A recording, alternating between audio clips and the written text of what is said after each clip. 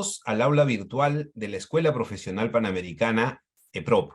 Mi nombre es Miguel Báez y en esta oportunidad desarrollaremos el curso número 4, Ejecución de Inversiones. Estamos en la fase de ejecución de las inversiones y aquí vamos a ver varios aspectos procedimentales y metodológicos para tener una ejecución oportuna y eficiente de las inversiones en cada entidad pública. Tenemos un marco normativo, ¿no?, donde está toda la parte del Sistema Nacional de Programación Multianual y Gestión de Inversiones. Tenemos también toda la ley que relaciona al tema de las contrataciones del Estado, ¿no?, porque en cada una de las fases de la ejecución, que es desde expediente técnico, documentos equivalentes, ejecución de la misma obra, supervisiones, tienen esta importante ley que va a respaldar cada uno de esos procesos. Tenemos también todas las actualizaciones, ¿no?, el Reglamento Nacional de Edificaciones y normas técnicas sectoriales para todos los tipos de proyectos que existen. Recordemos que esta fase tiene la continuación de la parte de formulación y evaluación, ¿no?, que es la fase previa, en donde aquí los proyectos se viabilizaban y los IOR se aprueban. Entonces ya en esta parte de la fase de ejecución, ¿no?, se inicia la elaboración del expediente técnico o documento equivalente. Vamos a desarrollar esta diferencia más adelante. Y luego de aprobar el expediente técnico, tenemos la ejecución física de las obras, ¿no? Y todo ello definitivamente va a obedecer a una ejecución financiera, para después pasar a la última fase, que es la del funcionamiento.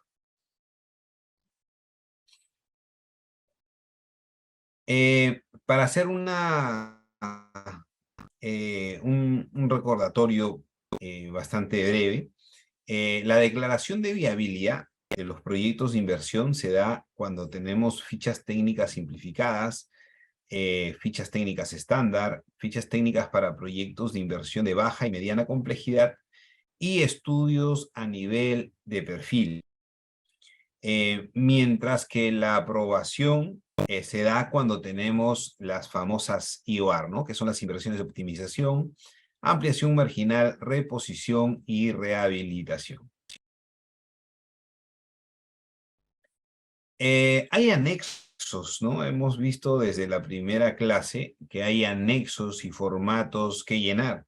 Y justamente en esta fase de ejecución, ¿no?, tenemos el formato número 8A, el B, el C, el formato 9 y el formato 12B, ¿no?, que son necesarios para poder incorporar la información necesaria para después hacer seguimiento y monitoreo y dejar registro de todo el proceso durante la ejecución de la inversión pública. Aquí es donde entramos a detalles para poder hacer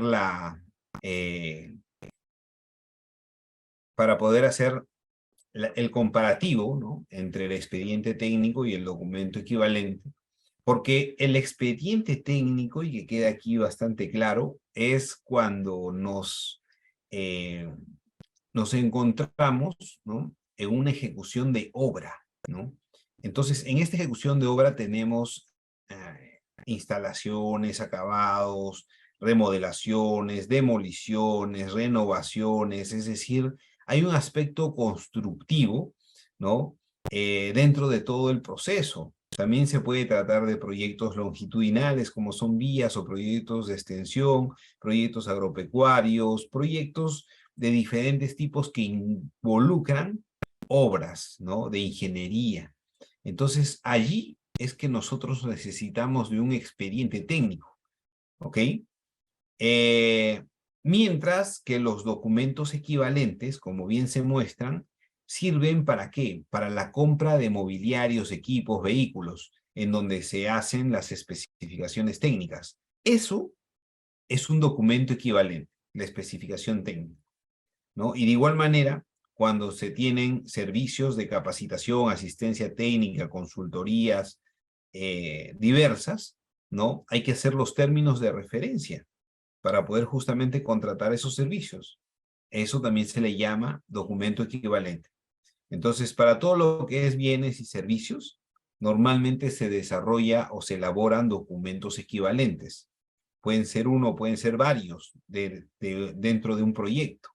De igual manera, el expediente técnico, ¿no? También se pueden hacer varios expedientes técnicos dentro de un proyecto, ¿no? Dependiendo la envergadura, dependiendo la complejidad.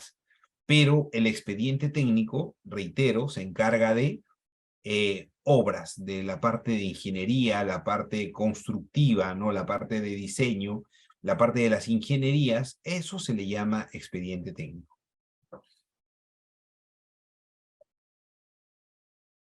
El expediente técnico tiene algunas consideraciones durante su elaboración.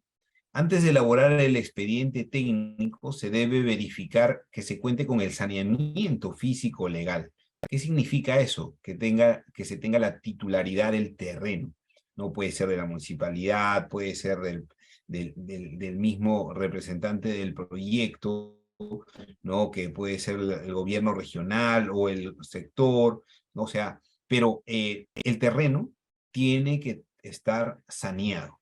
El expediente técnico o documento equivalente se debe sujetar a la concepción técnica y dimensionamiento de los contenidos que se hayan hecho en la etapa de preinversión.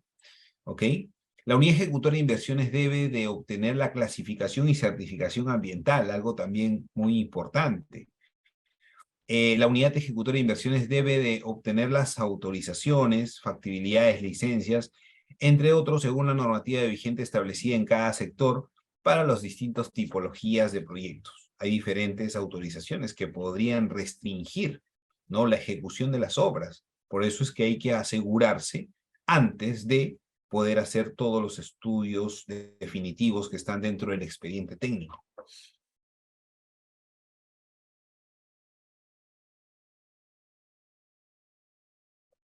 También hay que tener en consideración si previamente al inicio de la elaboración del expediente técnico o documento equivalente o durante su elaboración, la unidad formuladora ejecutora de inversiones determina la necesidad de cambiar la concepción técnica contenida en la ficha o estudio de preinversión respectiva. Corresponde a la OPMI la actualización de la cartera de inversiones del PMI y remitirla para su aprobación al órgano resolutivo.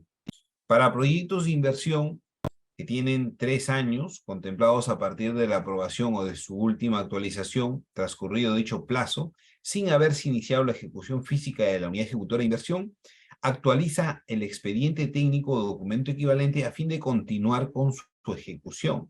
Es decir, tienen 3 años de vigencia. Para la CIOAR, en cambio, es 1 año. A partir de ahí, se tiene que actualizar. Tenemos el proceso de la consistencia, ¿no? Que tiene que ver con la concepción técnica del proyecto a nivel de preinversión. Si queremos pasar al expediente técnico, tenemos que hacer una validación para que se pueda aprobar.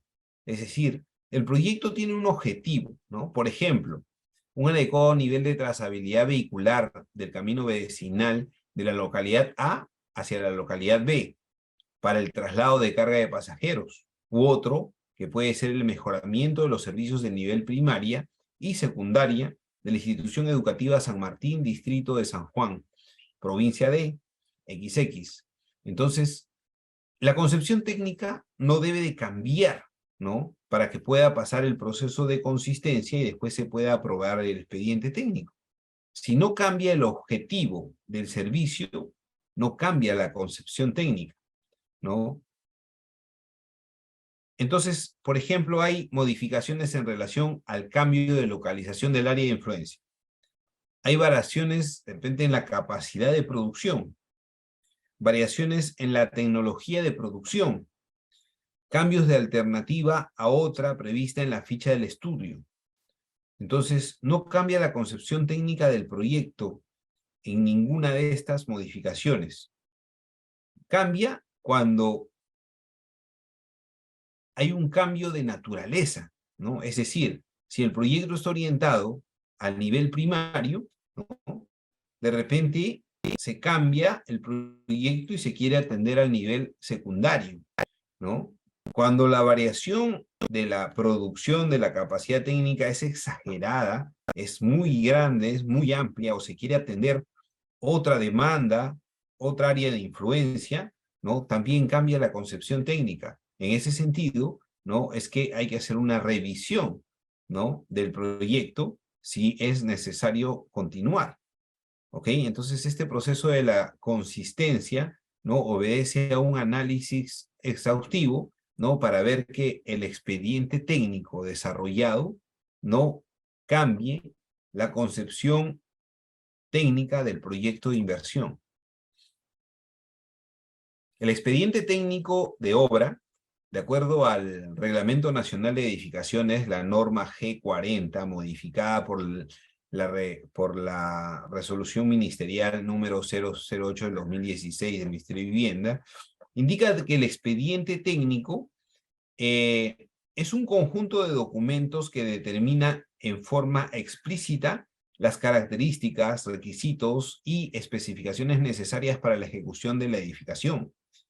Está constituido por planos, especificaciones, técnicas, metrados, especialidades, presupuestos, análisis de precios unitarios, cronograma de ejecución, memoria descriptiva y, si fuese el caso, fórmulas de reajuste de precios, estudios técnicos específicos como pueden ser el estudio de suelos, impacto vial, el impacto ambiental, geológicos, ¿no? La relación de ensayos, ¿no? Y pruebas que se requieran, ¿no? Diferentes tipos de estudios para poder justamente tener el detalle de lo que se quiere construir, de lo que se quiere desarrollar. El expediente técnico de obra, ¿no? ¿Quiénes elaboran el expediente técnico de obra? Normalmente lo hacen los consultores externos, ¿no? Ellos se encargan de poder elaborar el documento completo, ¿no? Supervisado por las unidades ejecutoras de inversiones, ¿no? La misma entidad también puede hacerlo bajo administración directa, pero eso conlleva un análisis de capacidades, ¿no? Si es factible, si es posible que lo puedan lograr, ¿no? Ya la parte de la ejecución de la obra, ¿no? Se puede hacer de la misma forma, bajo ejecución directa o también bajo contrata, que es la modalidad más usual. Requisitos previos para el inicio, ¿no? Se tiene que verificar la disponibilidad física del terreno, ¿no? El saneamiento físico legal y la información sobre la propiedad, ubicación geográfica y los linderos, ¿no? Se tienen que verificar y analizar los objetivos y metas del proyecto a nivel de preinversión, lo que hablábamos en el tema de consistencia. Se analizan las partidas o cuadros de áreas predefinidos de acuerdo a las necesidades y demandas del proyecto. Ahora, ¿qué cosa es lo que contiene, ¿no? Un expediente técnico? Lo dijimos cuando estábamos revisando el concepto del Reglamento Nacional de Edificaciones. Una memoria descriptiva, ¿no? Unas especificaciones técnicas, planos, presupuestos, valor referencial, fechas de presupuestos, análisis de precios unitarios, calendarios de avance valorizados, relación de insumos, fórmulas polinómicas, programaciones de obra, analítico de los gastos generales. ¿Okay? También se tienen estudios básicos como mecánicas de suelos, topografías, geológico, estudios de impacto ambiental, planes de monitoreo arqueológicos, entre otros, ¿no? Va a depender mucho de la tipología del proyecto. Por ejemplo, para proyectos de puerto, ¿no? Se necesitan batimetrías, ¿no? Para poder hacer cálculos en relación al mar, ¿no? Al suelo, ¿no? Y por lo tanto hacer los cálculos correspondientes para la resistencia de materiales, ¿no? Y los propios diseños, ¿no? Y eso es diferente en cada tipo de proyectos y también tiene diferente complejidad, ¿no? Una cosa es hacer un estudio de suelos para un proyecto, digamos, de infraestructura básica de un piso o dos pisos, ¿no? Y otra cosa es hacer estudios de suelos, por ejemplo, para hacer una represa, ¿no? Entonces hay una variación sustancial de los estudios básicos dependiendo la tipología del proyecto.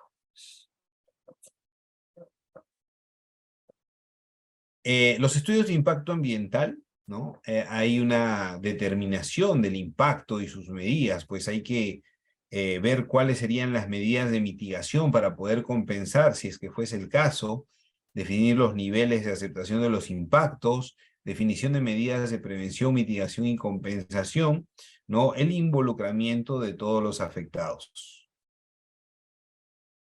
Aquí hay un diagrama, ¿no? Que indica cuál tipo de proyectos están a cargo del MINAN, ¿no? Y cuáles son los que están a cargo de las autoridades competentes distintas al MINAN, pues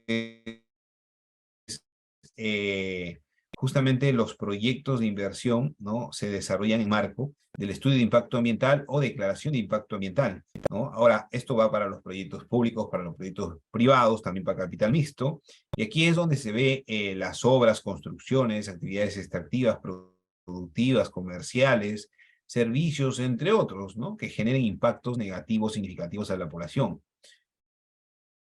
Los estudios de impacto ambiental pueden ser detallados, ¿no? Pueden ser también semidetallados, ¿no? Mientras que la evaluación ambiental estratégica, ¿no? Corresponde más a políticas, planes y programas, ¿no? Propuestos por las autoridades de los 3 niveles de gobierno, nacional, regional, local, que pudieran originar implicancias ambientales significativas, ¿no? Es decir, están orientadas más a planes, ¿no? Y a programas. Aquí tenemos una, digamos, imagen general de cómo más o menos es que se elaboran los estudios, ¿no? De expediente técnico. O sea, hay todo un equipo técnico, ¿no? Que son los círculos celestes, ¿no? Que coordinan cada una de las etapas del proceso de aprobación de todos esos estudios. Entonces, uno inicia definitivamente con un contrato, ¿no? Y desarrolla, ¿qué cosa? Los permisos o las licencias, ¿no? Tienes un file documentario y pasas a la siguiente etapa para ver los estudios básicos. Pasas después a la siguiente etapa y haces los planos, ¿no? Conjuntamente con los cálculos para encontrarte en el siguiente con las memorias, ¿no? Presupuestos, ¿no? Y después ya construyes el expediente técnico en su totalidad, ¿no? Ya vienen los detalles del presupuesto, ¿no? Los cronogramas, ¿no? Y todo lo necesario para poder justamente concretar, ¿no? Cada uno de los espacios necesarios que necesitas en el proceso de ejecución. En paralelo, ¿no? Se van desarrollando los estudios de impacto ambiental, ¿no? Una vez definido, ¿no? La parte de ingeniería, ¿no? La parte de afectación al ecosistema, es que se desarrollan los estudios de impacto ambiental para poder ver cuáles son las medidas de mitigación, si son el caso, ¿no? Después de ello, teniendo todo eso, ya pasas al proceso de aprobación. En la ejecución de obras, ¿no? Tienes un diagrama donde planeas, programas, ¿no? Después revisas el presupuesto, ya haces el tema de la autorización presupuestal, publicas el programa anual de la obra, presentas ante el comité, ¿no? Realizas el proceso de adjudicación, formalizas el contrato, ¿no? Y después ya vas por el tema de la recepción de la obra, sus garantías, ¿no? O sea, esto se va a dar, ¿no? Justamente para poder contratar, ¿no? A un contratista que se haga cargo de la ejecución de la obra una vez que ya tienes el expediente técnico, ¿no? Aprobado, viabilizado, ¿no? Que haya pasado consistencia y por lo tanto el proyecto ya esté autorizado presupuestalmente para poder ejecutar, ¿no? Entonces, el proceso de licitación, ¿no? Ya completo, digamos, de manera más amplia, bajo un proceso de licitación en norma nacional, tienes en adquisiciones, ¿no? La parte de los actos preparatorios, la certificación presupuestal, la inclusión en el plan de adquisiciones, haces un estudio de mercado, formas los comités de selección, ¿no? Después tienes en el comité de evaluación ya se elaboran las bases, ¿no? Se hace la convocatoria, las consultas a las observaciones, porque a veces hay algunos detalles que precisar, recepcionas las ofertas, se evalúan, ¿no? Y se notifica la buena pro. Una vez ahí, en el se hace, se notifica a quienes se adjudicó la buena pro, se hace una suscripción ya del contrato, hay un espacio también para negociar el contrato, ¿no? Y haces una coordinación final para el inicio de la ejecución de la obra, ¿no? Es así como tú llegas a tangibilizar ya el proceso de la ejecución de la obra a través de un contratista externo. Entonces, en la ejecución física de las inversiones, cómo se ejecuta ya el proyecto, ¿no? Por dónde comenzamos, ¿no? En el expediente técnico se incluye la programación de las obras, ¿no? Entonces, lo primero que hay que revisar definitivamente es la programación, la cual incluye la relación de todas las partidas a ejecutar durante este tiempo estimado del proceso de ejecución, que posiblemente pueda dilatarse por alguno u otro factor. ¿Mm? Pero la programación de la obra es la síntesis de la organización de la obra, plasmada en ella en partidas, en cada especialidad, según los procesos constructivos, proceso en el que se desarrollan algunas actividades que se realizan durante la ejecución de la obra en orden cronológico, en concordancia con las buenas prácticas constructivas desarrolladas por el Reglamento Nacional de Construcción, ¿no? Siguiendo las indicaciones descritas en las especificaciones técnicas del expediente técnico, ¿no? Es decir, toda la programación de la obra tiene una lógica común, ¿no? Es decir, esta programación definitivamente se tiene que revisar por todos los involucrados del proyecto, ¿no? Y tienen que llegar a una concordancia de que se ha elaborado, ¿no? Pensando en la realidad, en el contexto, en la forma, en el entorno, en la parte política, en la parte procedimental. Y por lo tanto, hay que tener todos estos esfuerzos unidos, ¿no? En en una sola programación de obra bastante consistente. Las especificaciones técnicas, ¿no? Constituyen un conjunto de reglas, documentos vinculados a la descripción de trabajos, método de construcción, calidad de materiales, sistemas de control de calidad según el trabajo a ejecutar, procesos constructivos, métodos de medición y condiciones de pago requeridos en la ejecución de la obra, ¿no? Cada partida que forma parte del presupuesto de obra, ojo con eso, deben contener sus respectivas, especificaciones técnicas, detallando las reglas que definen las prestaciones específicas. En estas, valga la redundancia, especificaciones técnicas, no se pueden poner marcas, ¿no? No se pueden poner tipos específicos que confluyan con digamos, la calidad del producto. Lo que tú tienes que poner es el detalle técnico, ¿no? Ya después, con lo que se construya, con lo que se edifique, con lo que se necesite, ¿no? Eso tiene que cumplir por lo menos, ¿no? La especificación técnica detallada, ¿ok? En cada una de las partidas de un expediente técnico, que son muchas, ¿no? Son bien amplias. Un expediente técnico tranquilamente supera las 500, ¿no? Las 800 partidas, ¿ok? Entonces, hay mucho trabajo ahí de detalle que hay que revisar. Hablábamos de los stakeholders, ¿no? Es decir, tener un panorama completo de todo lo que va a suceder dentro de la obra, ¿no? Las obras tienen un cronograma, tienen una vida propia, ¿no? Es decir, una obra perfecta, ¿no? De hecho que todos esperamos lo ideal. Sin embargo, hay a veces varios actores de diferentes tipos, los cuales hacen que los tiempos se puedan dilatar. Entonces, todos los stakeholders están relacionados a los ciudadanos, propietarios, a los supervisores, al sindicato, a las entidades financieras, a las entidades de gobierno, los contratistas, a los subcontratistas, ¿no? A los auditores, ¿no? A todos los que están relacionados justamente con la ejecución física y financiera de la obra. Hay que hacer un trabajo previo, hay que reconocerlos, hay que considerarlos, ¿no? Dentro de las diferentes etapas para que el proyecto se ejecute sin mayor complicación.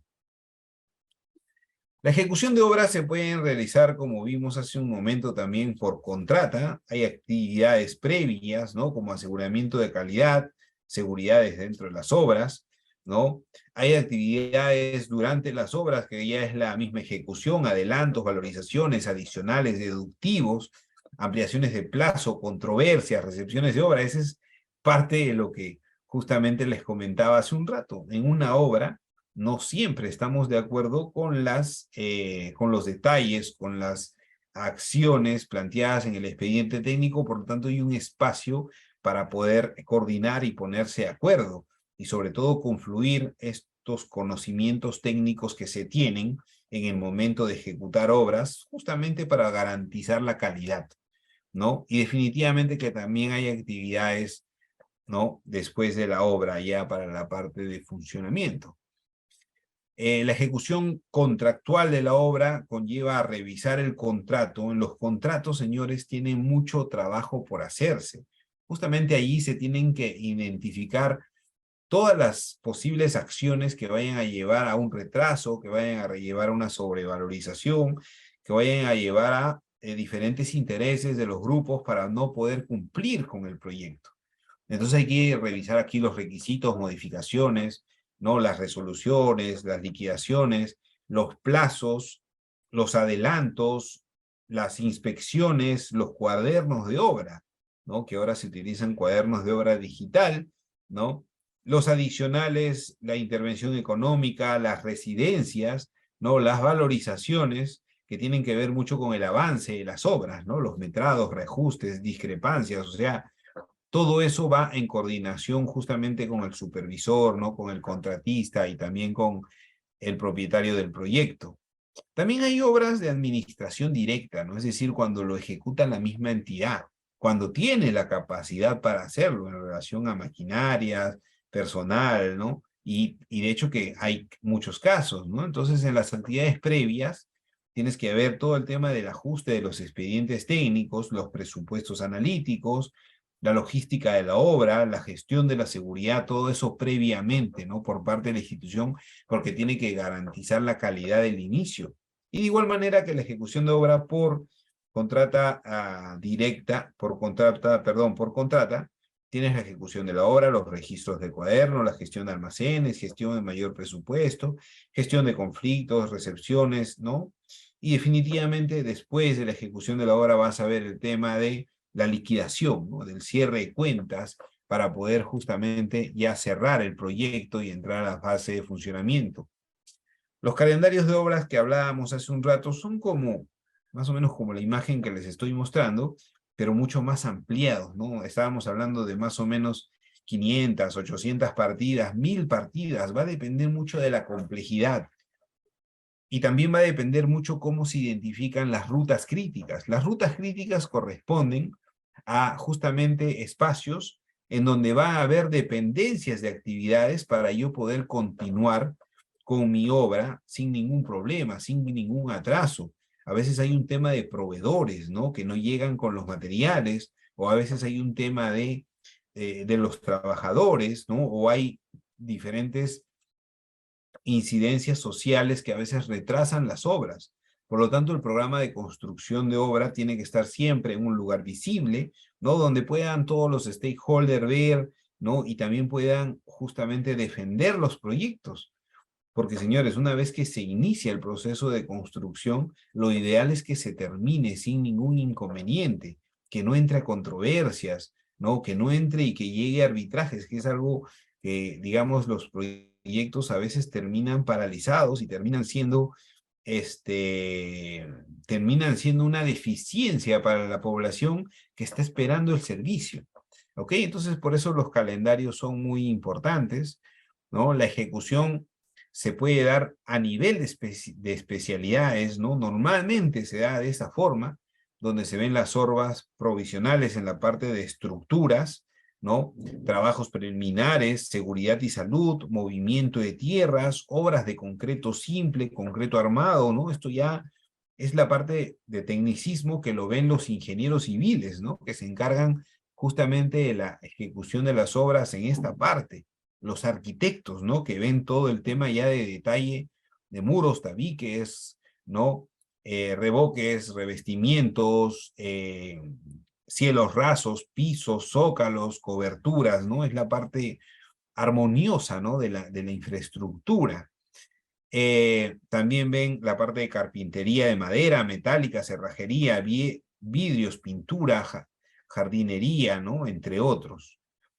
Todas las instalaciones sanitarias, todo lo que es agua, agua fría, agua caliente, agua de lluvias, evacuaciones, sistemas de drenaje, ventilación contra incendios, sistemas de drenaje pluvial y evacuación de aguas, ¿no? Toda la parte también sanitaria de desfogue.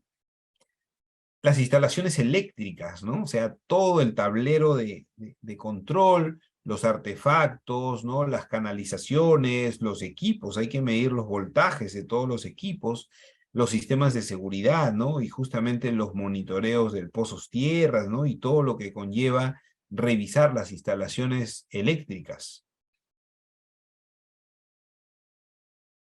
Dentro del proceso de ejecución y supervisión de las obras se dan varios escenarios, ¿no? Donde, por ejemplo, al inicio, el supervisor, ¿no? Tiene que revisar, ¿no? De que se haya revisado bien el expediente técnico, ¿no? De que ya esté propuesto el equipo que va a hacer este trabajo, revisar el tema del terreno, la entrega del terreno tiene que estar lista, ¿no? Y por lo tanto, durante el proceso de requisitos del inicio de la obra ya del contratista, este requiere que el supervisor esté constituido, ¿no? Esté designado, ¿no? Que también haya la apertura del cuaderno de obras, ¿no? De que se entregue el terreno, de que el expediente técnico sea revisado, ¿no? Entre otros, que garanticen la apertura inicial del proyecto. Una vez estos actos previos, ¿no?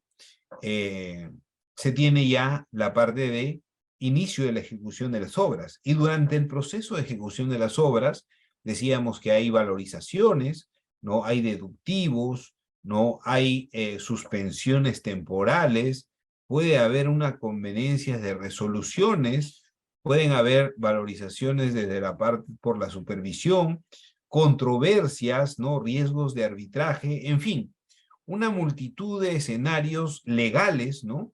Que están dentro de la ley marco de contrataciones del Estado, ¿no? Para poder justamente garantizar que en el proceso de contratación, el proceso de contratación, se establezcan todos estos parámetros para que no haya ningún problema durante la ejecución de la obra. Es decir, todo este tema también del contrato, ¿no? Tiene que ver de qué tipo es el proceso. Cuando el proceso es a precios unitarios, es que se realizan todas estas valorizaciones.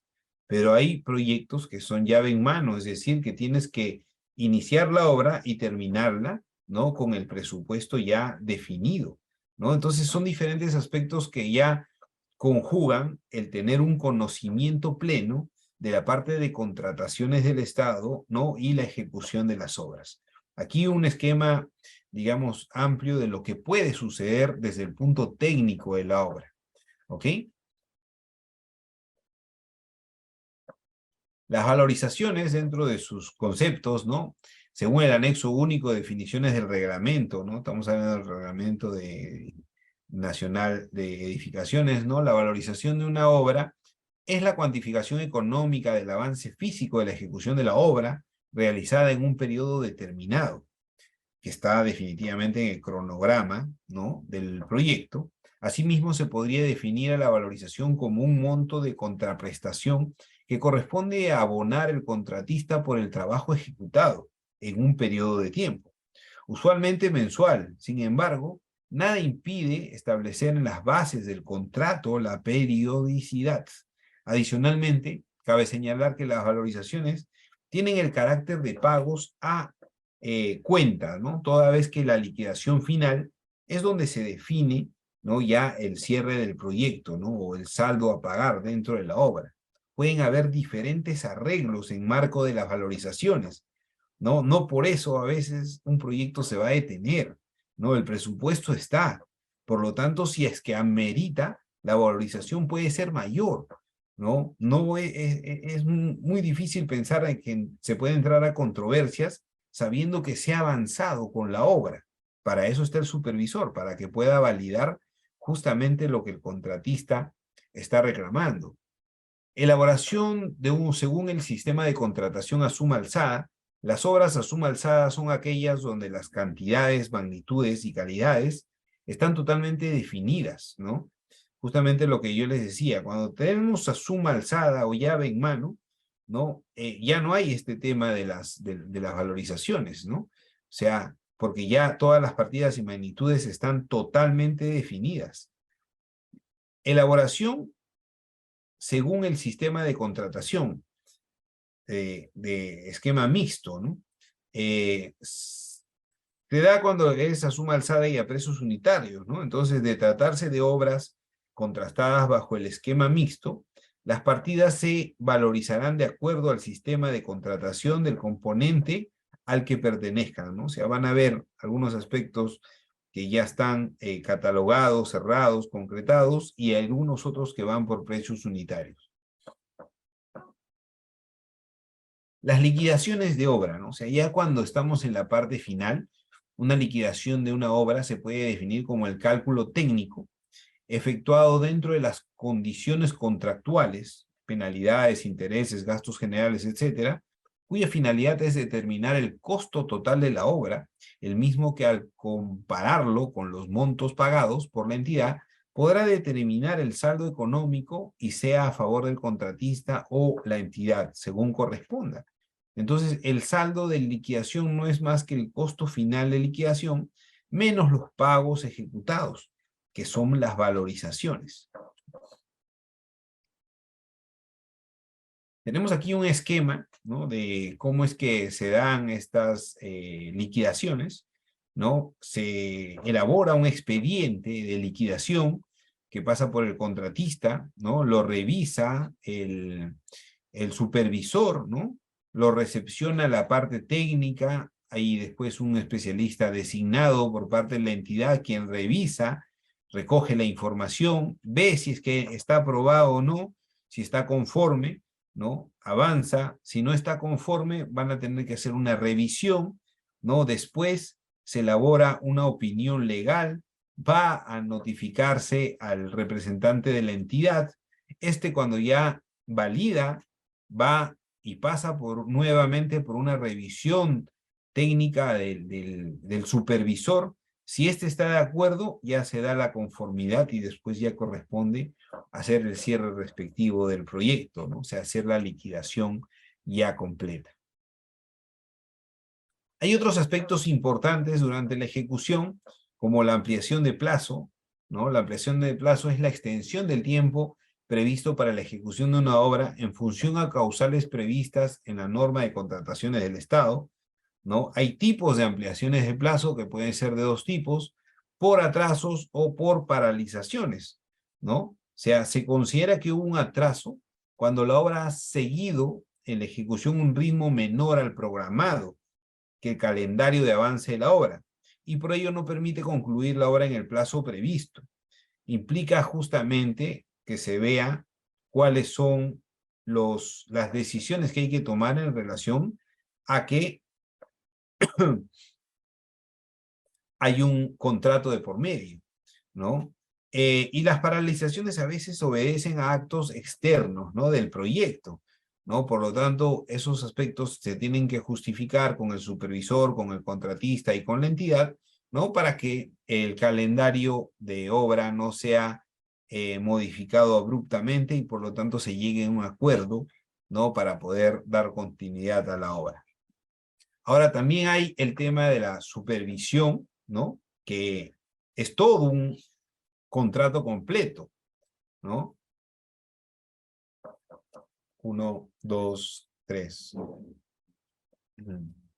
1, 2 y 3. 1, 2 y 3. La supervisión durante la ejecución. 1, 2 y 3.